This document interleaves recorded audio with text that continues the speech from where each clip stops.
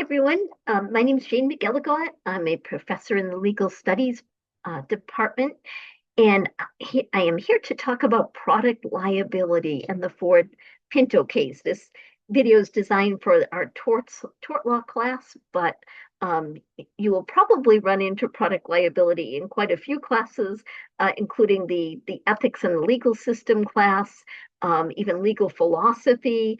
And one of the major cases on strict product liability is the Ford Pinto case. So let's talk about what happened in this case. But before we get to that, just a little bit about the difference to show the difference between negligence and product liability. So we want to first look at causes. The concept of a cause of action in tort law means that you identify the particular type of tort, and then you have to look at the elements of that tort and then see if the facts in your scenario match up to the elements of the tort. So it's kind of like Dora's matching game.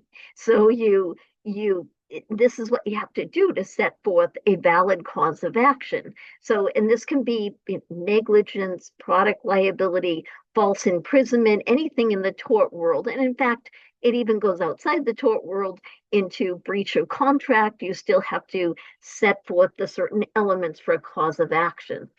And each cause of action is divided into these elements that have to be proven to state a valid claim. So, in order to analyze whether a tort has been committed, you look at the elements of the tort, you look at the facts of the client's case or the scenario if it's a assignment, and you do that matching up, and you see if indeed there is a match. So, if the plaintiff sets forth the elements of a tort and then establishes the elements are present in that case, then it's a law and facts combo. That combination of law and facts are going to state a valid cause of action. It will get the plaintiff before the jury in this case. So that's kind of the concept to think about whenever anyone is suing on the civil side, whether it be torts or contracts. So if we're looking at negligence, which is very common, really the most common kind of tort for, say, a car accident case, a slip and fall in the grocery store. For negligence, which is unintentional, so the defendant does not intend in any way to cause harm, the plaintiff will have to establish these four elements. So first, prove that the defendant had a duty to act as a reasonable person would act in the same or similar circumstances. So if it's a car accident case, for example, the plaintiff has to show that the defendant had a duty to drive as a reasonable person would drive while driving a car. Then they have to show there was a breach of that duty. So if the defendant was driving far too fast or not being, slowing down and being a bit cautious on, say, snowy, icy roads. So there's a breach of that duty, and that breach then causes harm to the plaintiff. And there's but-for cause, there's proximate cause. But-for cause is the actual cause, so you can pretty clearly connect that breach of duty to the harm. Proximate cause is more of a legal cause. So there's a certain point where the law perhaps won't hold someone liable if there's a bizarre chain of events. But usually in a regular car accident case, there's going to be causation, and then the plaintiff has to show that they suffered injuries, personal injuries, or even damage to the car. They have to show that they are out some money because of this accident. So typical negligence case, a slip and fall in a grocery store, a little scenario here that Wanda's shopping in the produce aisle. All of a sudden, she just starts flying through the air because she stepped on a smushy strawberry that had become landed on the floor. And that's kind of the produce section. It's easy for things to roll down and get all mushy. And that's why usually stores will have a policy in place that one of the employees has to walk around the produce section and make sure that there isn't any slippery fruit on the on the ground. So really, this is also known as premises liability. So if the store doesn't do that check, say that strawberries sitting there on the floor for 40 minutes when Wanda comes in and slips on it, that could definitely be a breach of that duty of reasonable care that the store has to keep its premises safe, or at least in a reasonable condition that any reasonable store would keep it in. And Wanda could then sue for her medical bills, her pain and suffering, maybe lost wages. And so those facts, the facts of this type of scenario, are going to show there was a duty of the store, they breached that duty, that breach of duty caused damages to Wanda. But she will have to prove that negligence. So maybe she can get the store camera to show that, oh, there goes the strawberry, and then watch the clock, and 40 minutes have gone by. All these people come in and make it even mushier with their carts or stepping on the strawberry, but no store employee has come out to try to remedy the situation. And there goes Wanda flying through the air. So she does have to prove that what the store did here was negligent. Um, that is in contrast to strict product liability. And just to take a quick look at the case, the landmark case really that brought about the whole concept of strict product liability, was Greenman versus Ubik Power Company. It was a Power Products, I should say. It was a 1963 case in California. And the wife had bought the husband a power tool. Um, a couple years later, while the husband was working with the tool, wood flew out of the machine and hit Greenman in the head, causing serious injuries. So he sued, saying that this was a breach of warranty, saying negligence. So there wasn't really strict product liability in place at this time. So that's the best he could allege.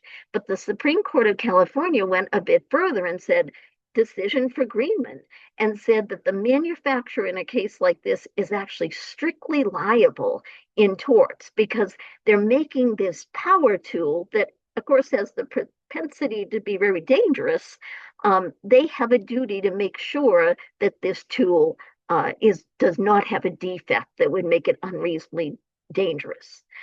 So quickly, the American Law Institute saw this case as sort of, a leading case in this whole area, and they developed what became known as Section 402A of the Restatement of Torts. So the Restatement of Torts, it's not actual binding law, but it's kind of almost like a uniform law with sort of updates on the trends in the law, and they really caught on to this decision saying this is the way to go when we're talking about products that, especially dangerous products like this. How is the plaintiff going to prove negligence?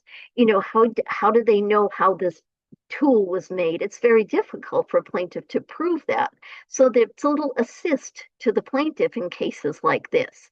And soon by the mid 1970s, almost all, and still there's some states that have they're not quite on board with Section 402A, but most states have adopted this as the new approach for when products are defective and cause harm. So that the new rule, and this is pretty much what 402A says, is that manufacturers are going to be strictly liable. In other words, the plaintiff doesn't have to prove fault, negligence. They just have to prove that the product was defective. It had some type of defect, that defect was unreasonably dangerous, and that the defect is the proximate or legal cause of the injury to the plaintiff. And that there was damages. But courts, as it says there in the bottom, courts do not worry at all about whether there was carefulness, due care, reasonableness. All those are out the window. As long as the plaintiff shows that it was a defect, it was unreasonably dangerous, they have a good case in strict product liability. So it really helps plaintiffs in these kinds of cases. And the other part of it is the plaintiff can sue any of the companies in the chain of distribution. So the plaintiff could go back to the manufacturer, or they could actually sue the retailer where they bought the power tool. So everyone is in line for possible liability when strict product liability comes into play. Um, so it is strict liability is a term that is used to show that defendant is going to be liable regardless of intent, negligence, or fault. And often, sometimes that comes into play even with dog bite statutes. If a dog bites someone, um, depending on the state, that dog owner could be liable even without showing that there was any signs that the dog was vicious. That the plaintiff in such a case doesn't have to prove that the dog owner was at fault or had warnings, as long as because it's a strict product, I'm sorry, strict dog bite liability statute, they're liable. So that's kind of the concept of strict liability in general. But strict product liability is, again, when a product is involved, and it holds the manufacturer or seller, anyone in that chain of distribution, liable if that product turns out to be unreasonably dangerous, defective. Um, so following the Greenman case, and again, this was back in 1963, but it had such an impression on the American Law Institute that they drafted this Section 402A. It became adopted by most states by the mid 70s. And so the plaintiff in a strict product liability case has to identify the type of defect that caused the injury. And there are three types of defects. There's a manufacturing defect, there's design defect, there's also failure to warn. So that it could be possible the plaintiff could allege two of these, but at least has to point to one. And just for a little more definition about each of these. So a manufacturing defect, if you picture like an assembly line, and all of the products going down come off just fine. But maybe there's a few in the batch that have dangerous parts that are kind of almost ready to fall off that could be choking hazards. Those would be manufacturing defects. So for the most part, the products are fine, but there's a batch that are not fine. So something went wrong in the manufacturing process. For design defect, the whole thing is bad. The whole design of the product is dangerous, and that's what we'll see with the Ford Pinto case. It's not as if some came off the assembly line fine and others were dangerous. It's the entire design of the product that they should have, they should never have designed the product the way they did because it's unreasonably dangerous. Failure to warn is oftentimes, when you see kids' toys and it will say, choking hazard, children under 3 should not play with this product. Similar language to that. So it's warning the consumer, not to buy that because of the choking hazard. It could also, we often see failure, we see warnings on, say, medicine, pharmaceutical products as well, about the, dangers of not taking the proper dose, for example. So on to the Ford Pinto case. There it is, very popular car in the 70s. And yeah, I think it was the 70s that it first came out. But they, and they're pretty cute. They kind of came out the way that Lee Iacocca was the president of Ford at the time, and his big goal was to make the Pinto come out and be inexpensive. So it wasn't to be any more than $2,000 to buy it, no more than 2,000 pounds. So he was challenging, he was kind of in this big challenge with Japan and Germany at the time. All of the manufacturers were trying to come out with the perfect subcompact car at the time. So he wanted to win. So he put a big rush on the manufacturing process and said, not a pound over 2,000 pounds, not a cent over $2,000. And we have to have this ready in it was 25 months, so just a little over 2 years, not much time. Of course, what they produced, as you most likely have heard, the Pintos were would just result in a firebomb. They had a very dangerous, weak bumper. And if they were rear-ended, even at a very slow speed, they would pretty much just blow up because of the weak bumper, the placement of the rear gas tank. And then not only that, but the doors would be stuck. So the doors would not open. So basically, a fire trap would is what would happen. Um, Now, Ford executives knew of these problems, and that's the horrible thing about this case. So this is a case where the term bean counting is used. So bean counting is this practice that corporate executives add up the costs or the beans, if you picture, accounting, and you're kind of adding up the beans of what would it cost to to make the fixes needed. We know there's a defect with the way this gas tank is placed. How much would that cost to make the change, do a recall, fix it, fix future Pintos, versus not taking any precautions, just leaving the dangerous cars out on the road and just paying damages as people are killed or suffer severe injuries in these burn injuries. So again, Ford Pinto, Ford executives knew of the dangerous design of this Pinto. They knew that it was causing hundreds of Pintos to explode, causing extremely dangerous, burn injuries, really life-threatening burn injuries, and deaths to the occupants. They chose, though, to save $88 million, to be precise, $87.5 million, by not spending what would have been $11 per car to do a recall and to fix it to avoid these deaths and injuries. So that way, instead of paying 137 to make the fix, they decided we won't do anything. We'll leave the dangerous cars out there, and that way that will only cost 49.5 million and will save almost $88 million. So this is a case where it's total corporate greed, it's total profits over people. And that's what it made it such an atrocious case. So there's this the facts that I just mentioned, just kind of a summary of them. That was Lee Iacocca's, not to weigh an ounce over 2,000, not cost a cent over $2,000.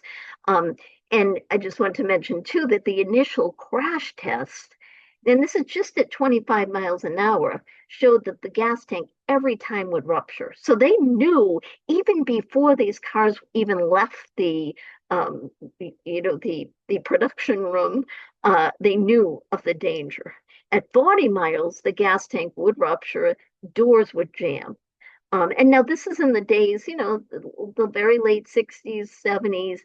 There weren't the standards that there are now, government standards on what is needed to, especially in a case of rear impact collisions. And that's just a kind of an overview of, I mentioned the weak bumper in the back, and of course, the doors that would jam, the actual placement of the rear gas tank. But besides that, you can see a whole bunch of other problems that have been, labeled as design defects, really. There's a puncture source in the fuel tank. So just a nightmare of problems with this car. And mostly because it was rushed so quickly to production. And Lee Iacocca didn't want to hear about the problems. He just wanted to hear that it was getting to production.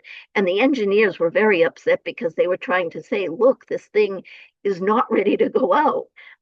But, as in many cases, the engineers were not listened to. What finally got Ford to pick up its ears and listen was a major strict product liability case. So the case of Grimshaw versus Ford Motor Company, it was actually brought back in the accident happened in the 70s, but because of appeals, the final decision wasn't until 1981. But this was the case that made Ford change its ways. So the case where Gray was a woman who was driving her Pinto. She was giving a ride to Grimshaw, who was a 13-year-old boy, um, all of a sudden, and this was another problem with the Pinto, it just stalled. It would have this problem of just stalling. She's on a California highway and it just stalls. So as you can imagine, she quickly gets rear-ended by another car. It was like at 30 miles an hour or so because the car tried to stop. Car goes up in flames immediately. Gray did not survive. Only she only survived a couple hours after the accident. So it was just such a horrible accident. The 13-year-old boy um, suffered severe, life-threatening burn injuries and just kept having to have surgery after surgery for years. But he did survive. Um, Gray's family brought a wrongful death case, and Grimshaw, they both brought an action for strict product liability against Ford because of the defective gas tank design. So the jury awarded Gray's family 559,000. Grimshaw got 2.5 million in compensatory damages, and then the jury threw in 125 million in punitive damages. And punitive damages are those that punish the defendant, and in this case Ford, really for its corporate greed because they knew of the dangerous condition, the dangerous defective condition of these Pintos, and yet they disregarded it and decided to save money. And so the jury was rightly upset. So they awarded 125 million because that's the judges have to consider proportionality to the compensatory damages. So the judge did have to reduce the punitive damages to 3.5 million, but that still speaks loudly to a company who thought it was saving money. And so the court found that, and the court in its findings said that Ford had knowingly endangered the lives of thousands of Pinto owners. So a powerful example really of how um, it strict product liability helps the plaintiff prove the case because how would not having all this inside information of what was going on in Ford Motors and how the engineers were warning Lee Iacocca of the problem be very difficult for a plaintiff to prove negligence in a case like this. But it is much easier to show this car is defective and it's unreasonably dangerous, and that defect caused injuries to Gray and to Grimshaw. So it was an assist to help the plaintiff in the whole concept of Section 402A assisted the plaintiffs. And then if you add punitive damages, which come with strict product liability, it's a way to change, the corporate approach and a wake-up call to say, hey, if you keep doing this, there's going to be more and more of these lawsuits that are going to quickly add up to more than you or in millions that you thought you had saved. So it really is a powerful case to show that, the value of strict product liability in tort law, as well as the value of punitive damages to prevent really greedy decisions like this when a corporation chooses profits over people. And then finally, I just want to send you to this link. There is an American Museum of Tort Law, Ralph Nader, who was a huge consumer advocate for safe cars. He created a tort museum, and it's all the information's online. It's a really cool site to check out. And there is the beautiful Pinto. Just too bad it was designed so horribly. So I leave you with that. Take care, everyone. Bye.